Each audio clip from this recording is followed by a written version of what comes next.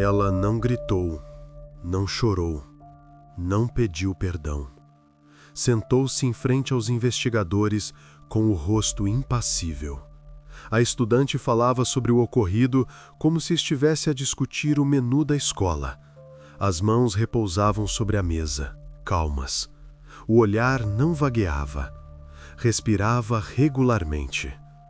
Em 2018, o país foi abalado por um crime que parecia impossível. Um casal de São Petersburgo, Arkady Zverev, de 22 anos, e Valeria Yargina, cometeram um crime contra Alexander Popovich, de 21 anos. O que aconteceu a seguir vai além da compreensão. Como um homem de 22 anos se envolve com uma adolescente? Onde estavam os pais? E o principal, o que os levou a fazer algo assim? Comecemos pelo início.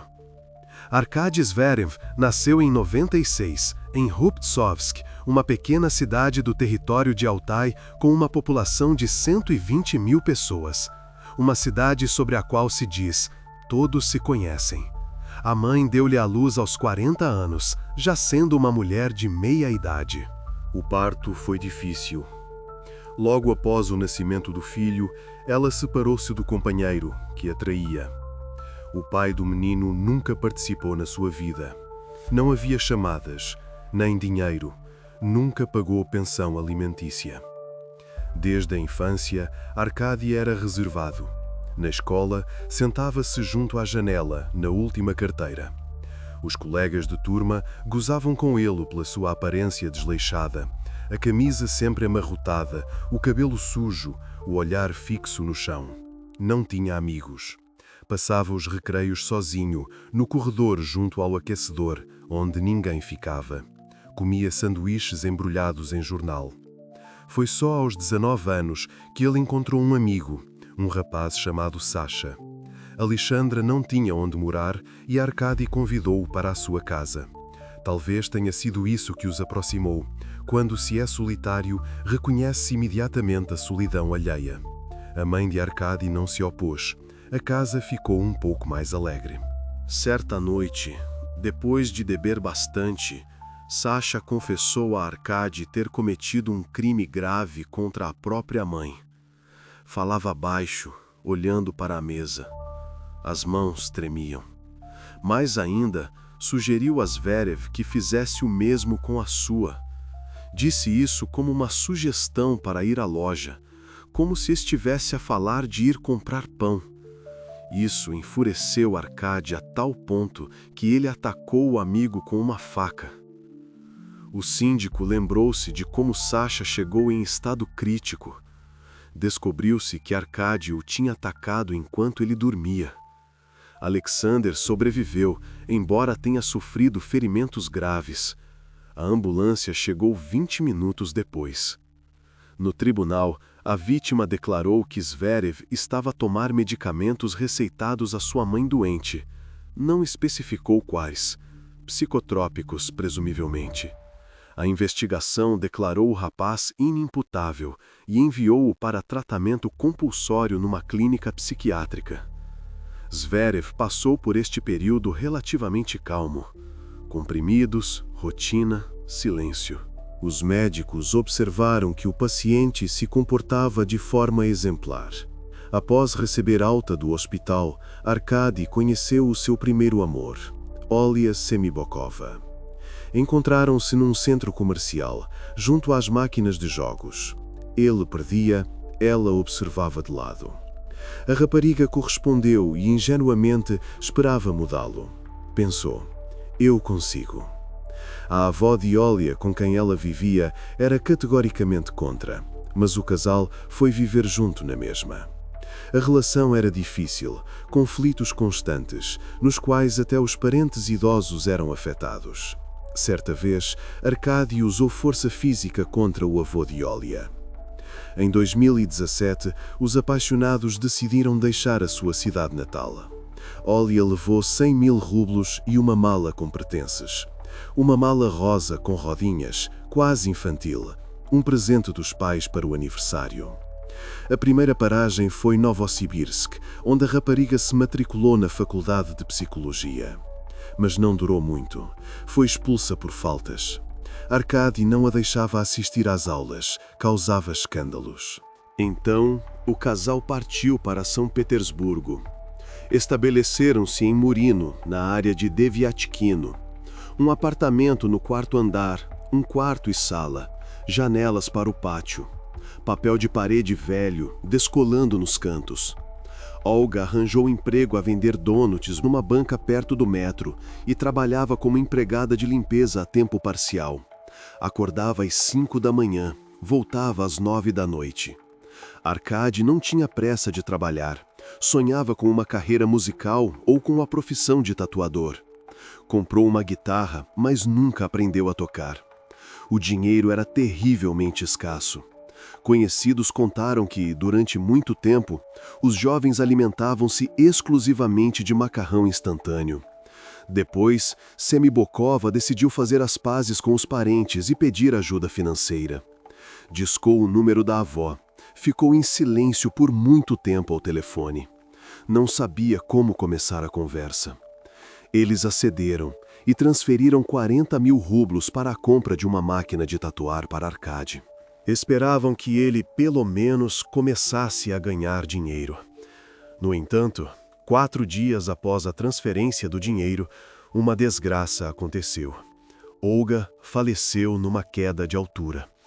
Apesar de o casal viver no 4º andar, ela foi encontrada junto ao 9º. Os vizinhos disseram, ouviram gritos, discussões, estrondo de móveis. Zverev afirmou que estava dormindo profundamente naquele momento. Nas redes sociais, ele publicou um longo post onde expressava choque e pesar. Escreveu sobre os 3 anos de vida juntos, sobre a depressão de Olha, sobre o dia ter sido precrástano, maravilhoso. Perguntava por que aquilo estava acontecendo precisamente com ele. Os seguidores expressaram condolências. Zverev não foi responsabilizado. A morte da rapariga foi atribuída a uma decisão própria. Ninguém se deu ao trabalho de investigar como exatamente ela acabou num andar superior. Arkady mudou-se imediatamente do apartamento em Murino. Arrumou as coisas em 1 hora, pegou na mala rosa de Olha e logo partiu para trabalhar em Moscovo. Antes disso, através de um conhecido, ele adquiriu um fato do Venom, o anti-herói da franquia do Homem-Aranha. Durante todo o verão, Zverev trabalhou como animador na Nova Arbat, tirando fotografias com turistas. A seguir, a tradução do texto para o português. A princípio, os criminosos disseram que apenas queriam comer. Ficaram em silêncio por muito tempo. Depois, admitiram que o ocorrido se deu por causa de uma briga. Durante o interrogatório, descobriu-se que ninguém assediou ninguém. Lera simplesmente manipulou Zverev e o forçou a fazer isso por ela. No exame médico, foi constatado que a estudante nunca havia tido relações íntimas. Não havia vestígios de agressão física. Por que Arkady a levou de Sochi? Isso permaneceu desconhecido. Ele nunca respondeu a essa pergunta. Apenas virava o rosto. Lira enganou Zverev deliberadamente, provocando-o a cometer atos ilegais, porque ela gostava disso. Observava de lado e sentia prazer com isso. Os funcionários do Comitê de Investigação da Rússia, SKR, tinham certeza. A ideia do que aconteceu pertencia a ela. Ela foi a primeira a propor. Arkady, a princípio, hesitou, mas ela insistiu. Dizia que seria uma experiência especial. Nos interrogatórios, ao contrário de um Zverev deprimido, ela se comportava com indiferença. Contava tudo em detalhes e evidentemente sentia prazer. Sorria às vezes, ajeitava o cabelo. Os investigadores notavam a total ausência de remorso. Um dos funcionários do SKR admitiu aos colegas que em 20 anos de trabalho nunca tinha visto nada parecido. Arkady, por sua vez, pediu uma sessão judicial fechada, explicando que não queria fama e que reconhecia a gravidade do que havia cometido. Falava baixo, olhava para a mesa, as mãos tremiam. pediu perdão aos familiares de Popovich. A perícia psiquiátrica de Lera mostrou que ela estava plenamente consciente do que estava acontecendo. Entendia que estava causando algo irreparável, que estava violando a lei. Simplesmente não via nada de errado nisso. Para ela, era uma diversão, uma forma de obter uma nova experiência. A pergunta se ela se arrependia, respondeu: não, foi interessante. Enquanto isso, os familiares de Alexander tiveram que enterrá-lo em 2 etapas. O primeiro funeral ocorreu sem nada. O caixão estava fechado, ninguém viu. Quando, ao final das perícias forenses, as autoridades entregaram o que faltava, ocorreu o segundo funeral. A mãe não compareceu ao segundo, não conseguiu, permaneceu em casa. Recobrando os sentidos, Arkady se arrependeu em um dos interrogatórios. Chorava na cela, gritava à noite. Na cela da prisão provisória, chegou a tentar tirar a própria vida. Foi salvo no último momento. Mas Arkady não se recuperou. O jovem faleceu após passar 2 meses em coma. O cérebro não se recuperou após a privação de oxigênio. Foi enterrado perto de São Petersburgo, na periferia do cemitério. A cova sem lápide. O destino de sua cúmplice foi bem diferente. Embora ela fosse, de fato, uma cúmplice, na época do crime não havia atingido a idade necessária. Não era possível condená-la. A responsabilidade criminal ocorre mais tarde. A lei é a lei. Ela foi devolvida ao Krai de Krasnodar, em Sochi. A estudante foi para uma escola comum em um internato. A essa altura, a mãe já havia sido privada dos direitos parentais. Lera se comunicava pouco com as pessoas. Ficava sozinha nos intervalos.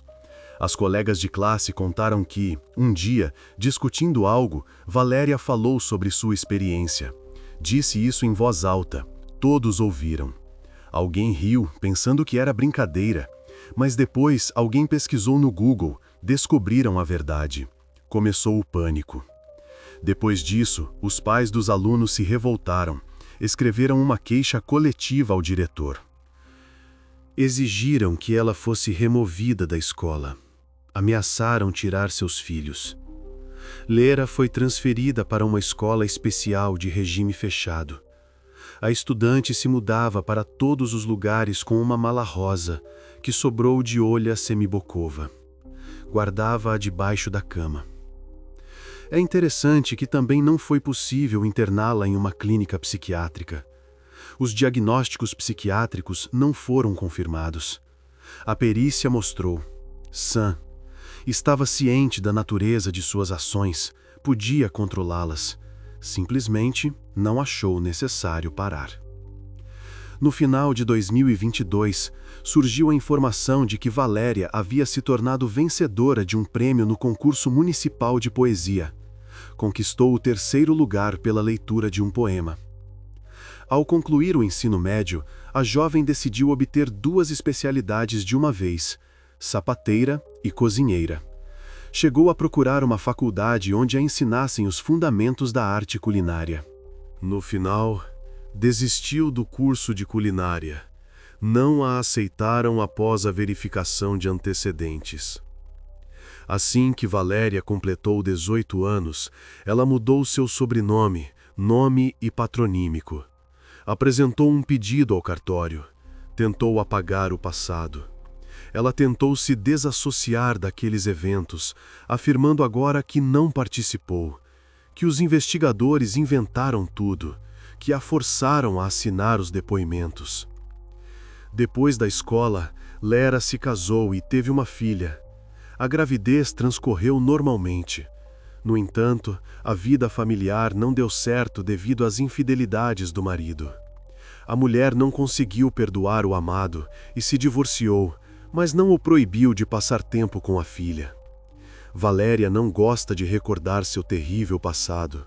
O assunto está encerrado. Segundo a mulher, ela trabalhou muito tempo com especialistas para superar os eventos de 2018. Afirma que agora é uma pessoa completamente diferente. Sua participação no ocorrido ela agora nega. Segundo ela estava escondida em outro cômodo no momento do incidente. Afirma que ficou muito assustada, encolheu-se num canto de medo e não conseguia se mexer.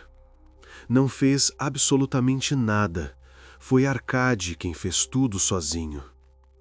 No entanto, em interrogatórios anteriores, ela havia declarado algo completamente diferente.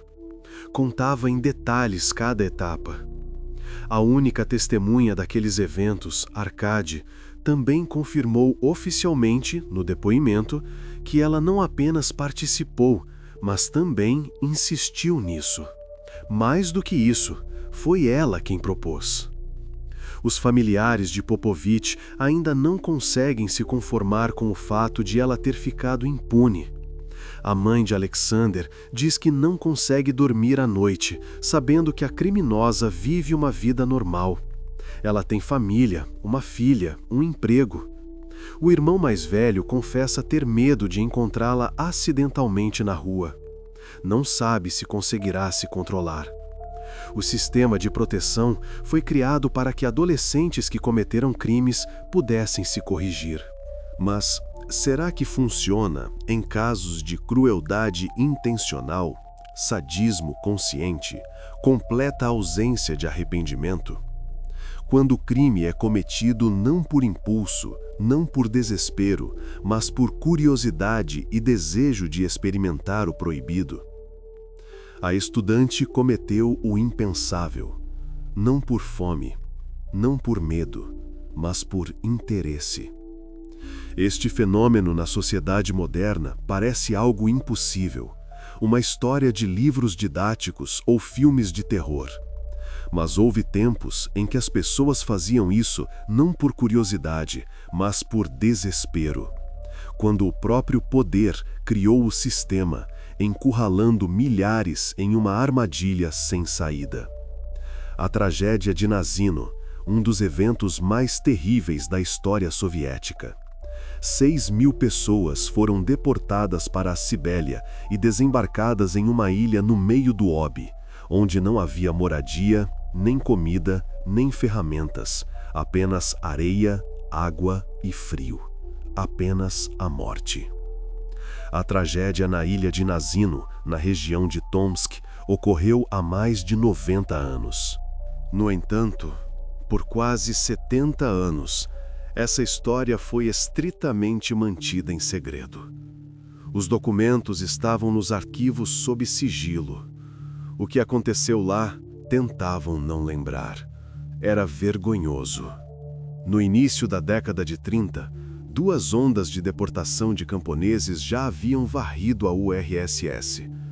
Os comboios seguiam um após o outro. O país foi assolado por epidemias em massa, que se combinavam com a fome. Ela ceifou a vida de pelo menos 7 milhões de pessoas. Aldeias inteiras estavam morrendo. Tentaram salvar a situação com uma reforma de passaportes. Ter um documento ou ser expulso da cidade. Prisões em massa começaram quase imediatamente. Patrulhas prendiam milhares de pessoas sem documentos nas ruas e as enviavam em vagões de carga para a Sibéria. Estudantes, motoristas, trabalhadores, qualquer um que estivesse no lugar errado na hora errada. Até os filhos do promotor de Tomsk foram parar na ilha por engano. É verdade que o pai deles os retirou rapidamente. Ninguém esperava a chegada dos colonos. Quando a sede da comarca recebeu o telegrama, o oficial respondeu que não conseguiriam receber tantas pessoas. Não há condições. A resposta de Novosibirsk foi curta. 3.000 partiram. Daqui a uma semana, recebam mais 3. Sem opções. Após a reunião, decidiram. As pessoas seriam enviadas para uma pequena ilha no meio do Obi. Uma prisão ideal, 1 quilômetro até a margem de cada lado, corrente forte, água gelada. Nem todos chegaram à ilha. As primeiras perdas começaram ainda nas barcaças. Eram transportados nos porões, sem luz, sem comida. No dia do desembarque, cerca de 40 pessoas já não mostravam sinais de vida. Enquanto se preparavam para enterrá-los, alguns começaram a reviver. Entre eles, havia sobreviventes. Já nos primeiros dias, a massa de recém-chegados começou a morrer. Além da falta de abrigo, vento forte, frio, abundância de insetos. Por 3 dias, ninguém recebeu qualquer provisão. As pessoas comiam casca, musgo, terra. Alguns mastigavam sapatos. Incêndios começaram a se espalhar pela ilha. O vento espalhava as faíscas. As pessoas perdiam as forças nas fogueiras durante o sono. Morriam de exaustão, frio, queimaduras. Os corpos não podiam ser enterrados a tempo. Quando finalmente trouxeram farinha, começou uma confusão, um tumulto. Não foram distribuídos utensílios. Eles misturavam a papa em gorros, mangas. Alguns se atiravam na farinha seca e sufocavam. Todos foram divididos em brigadas. Criminosos conseguiam se tornar chefes de brigada e se apropriavam das rações.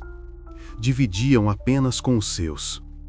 Os criminosos se uniam em gangues, caçavam os outros, tiravam roupas, objetos de valor. Em breve, aquilo começou. Primeiro esporadicamente, depois em escala aterrorizante. A cada dia, novas vítimas. Foi preservada uma transcrição da conversa com um daqueles que cometeram isso. Ele foi pego com as evidências. Ele explicou calmamente aos investigadores sua lógica. Escolhia aqueles que já estavam próximos da morte. Falava sobre isso sem emoções. As mulheres tornavam-se vítimas com mais frequência. Elas eram roubadas das tocas à noite. Uma moradora local da vila vizinha recordou um encontro com uma colona que sofreu graves mutilações na ilha. A mulher de 40 anos parecia uma velha anciã, não conseguia se mover normalmente. Em 4 meses, dos 6.000 pessoas, cerca de 2.200 conseguiram sobreviver. Os restantes morreram de fome, doenças ou foram vítimas de maus tratos. A tragédia de Nazino teria permanecido desconhecida, não fosse a intervenção do instrutor do Comitê Distrital do Partido, Vassili Velitko. Em julho de 33, ele entrevistou dezenas de envolvidos e enviou um relatório a Moscou para Stalin. Ele escreveu pessoalmente uma carta. A investigação confirmou os fatos, após o qual todos os materiais foram classificados por décadas. Longe do povo. Os moradores de Nazino se esforçam para preservar a memória da tragédia. Na vila, foi construída uma igreja dedicada às vítimas inocentes. Paredes brancas, cúpulas douradas. Todos os anos, em junho, flores são levadas à cruz na ilha. Eles chegam de barco, acendem velas. A ilha é frequentemente inundada e em breve poderá desaparecer completamente. 2 histórias de um fenômeno semelhante. Uma sobre desespero e sobrevivência, quando as pessoas foram levadas ao extremo. A outra sobre curiosidade e diversão, quando cometeram um crime por tédio. Na ilha de Nazino, as pessoas fizeram isso porque estavam morrendo de fome. Não havia escolha. Na vila de MGA, a estudante e um rapaz de 22 anos cometeram o impensável, tendo dinheiro no bolso. Havia escolha. Lá, desespero. Aqui, escolha. Lá, milhares de vítimas do sistema. Aqui, um rapaz que confiou nas pessoas erradas. E agora, a criminosa vive em liberdade. Cria a filha, trabalha, constrói uma vida sob um novo nome. Nega o passado, embora os autos dos interrogatórios digam o contrário. Anda pelas ruas da mesma cidade onde um dia cometeu o impensável.